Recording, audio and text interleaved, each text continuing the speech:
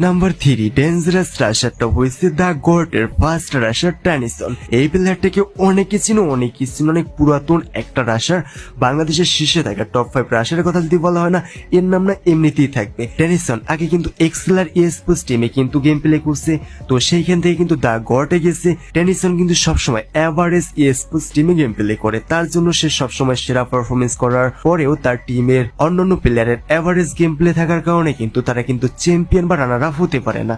কিন্তু টেনিসনের পারফরমেন্স কিনা সব সময় না টপ লেভেলের থাকে। তাছাড়া টেনিসন অনেক পুরাতন একটা রাশার হওয়ার কারণে কিন্তু তার আইকিউ, মুভমেন্ট স্পিড আর গেম সেন্স এতটা খতরনাক, সে একাই না তার আইকিউ ধরা এবং গেম সেন্স দ্বারা একটা স্কোয়াডকে ওয়াইপ আউট করে দেওয়ার ক্ষমতা রাখে। যেন গুটি গুটি পায়ে হারাতে চলছে, নির্ঝর এগিয়ে যাবে, হামলা চালাবে। টেনিসন এবার ব্যাক আউট করেছেন, বাট শেষ পর্যন্ত এই হামলাটা তাকে করতেই হবে। টেনিসন নির্ঝরকে টেকডাউন নিয়ে যাবেন। দুরন্ত অফিসিয়াল বিচলিত হয়ে পড়েছে, বাট আইডিয়াল প্লেসকেও দুরন্ত অফিসিয়াল আমাদের ফিরতে চায়। সাদিও ওয়ার্ল্ডস করতে নির্ঝরকে হারাবে দুরন্ত অফিসিয়ালের, এবার শেষ করতে চলছে দিবস গেমিং।